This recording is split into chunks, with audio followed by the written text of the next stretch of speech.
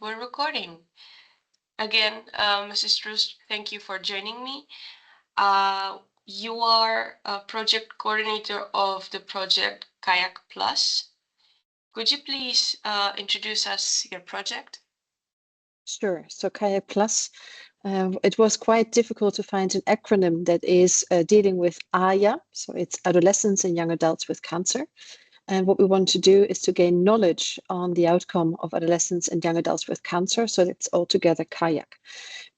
What we know is that the outcome after radiotherapy in patients that are in between the age of 15 and 39 is worse compared to those in pediatrics and also in adults above the age of 39. So we don't exactly know what's happening there, whether it's lifestyle that's interfering there, whether it's genetic factors, whether it's other sorts of factors that are influencing the outcome.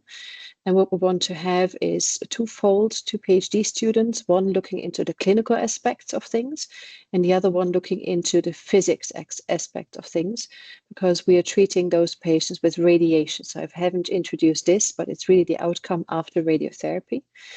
And as a specialty of this project, we don't look into photon treatment, but especially also in particle treatment. So that means into patients that have been treated, for instance, with protons or with carbon ions, because in those patients, we spare the normal tissues better than with photon treatment. And we also want to find out whether they benefit from this treatment with particles in general. So it's on the one hand on adolescents and young adults with cancer, and on the other hand, also looking into two forms of radiotherapy and finding out whether this makes a difference for those patients. Thank you. Can you describe your consortium and explain how you selected and engaged your partners? Sure. So particle therapy is not something that is very common, not on the entire world and also in Europe. There are about 130 operational proton sites at the moment. A few of them are being built. And we have approximately 30 to 35 of those partners and proton centers in Europe. And what we wanted to start off with is with, let's say, 2 handful of centers because of the limited funding also possibilities that are in KAYAC and in Pianoforte to set up, first of all, a consortium of those 10 partners. And they come from everywhere in Europe. So it's, north, south, east, west. And they are also those that are at the forefront of introducing particle therapy in Europe. And as soon as we have collected this inner core of the onion, as we call it, obviously we want to expand and also include the other centers that are also treating with particles. All those particle centers are united in the European Particle Therapy Network, abbreviated as EPTN. So it's really a selection of those EPTN centers at the moment. It's also embraced by EPTN. That's a task force of ESTRO, of our European Society of Radiation Oncology. And this really is embedded there so that this is a core, the nucleus that is going to expand in the future.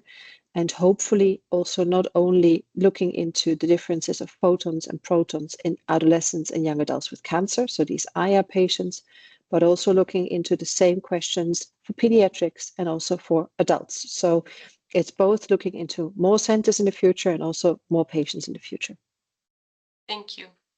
What key results do you expect from the project, and how do you foresee these outcomes impacting the EU community?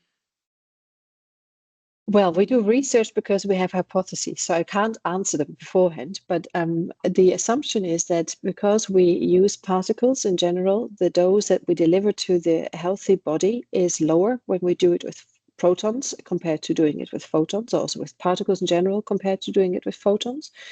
And we hope that this really results in less side effects to the patients. And less side effects also means a better quality of life. And sometimes if we talk about severe side effects, like side effects to the heart or to the brain or to the lungs, these can be also side effects that are life-threatening and limiting. So we expect and hope that we can show that with particle therapy, it's possible to reduce the side effects, to prolong those patients' lives, and that this also propels it to the expansion of particle therapy in Europe and convinces policymakers to use and reimburse also this novel form of treatment I say novel form of treatment, but it has been used for 60 years, but still it's, you know, a niche project, and it's at the moment still more costly. So we hope that policymakers are enthusiastic about what we do, and that reimbursement is going to kick off, and that we can also offer this form of treatment to more patients in the future. Thank you. Last question. As your project has just begun, what initial outcomes do you anticipate from this collaboration? And now that your project is underway, what early results or impacts do you expect to emerge from the collaboration? So we really just started at the beginning of May. So we are into the project for 2.5 months now. And it starts with a lot of paperwork because we have to share data. So we have to have a data sharing agreement and, you know, everything in place to be able to align these different numbers and different patient records that we have. So I think for the first year, we will be very happy if we set up indeed a database where we can feed into the patient data, the tumor data, outcome data, toxicity data. So this also has to be integrated into one bigger database, plus also the radiation treatment plans. So there's a lot of work going in the backbone of things. Nonetheless, our PhD students will start around about the beginning of next year. So we hired one, and the second one is underway, such that we can also start with the PhD project in time. And if the database is not fully ready at that point in time, they will have to travel, which is a very good thing for the network. So they will go to different sites that support the two different projects, gather their data there. And I hope and expect absolutely, because everyone is very enthusiastic and we meet every 2 weeks, that there is more spirit also to collaborate amongst the European centers. So even though we don't have any tangible things at the moment, apart from a virtual database and, you know, no paper at the moment, it will foster and also excel the way that we are working together. So I think this is the big thing that we can do in the first year. Oh, hopefully. I mean,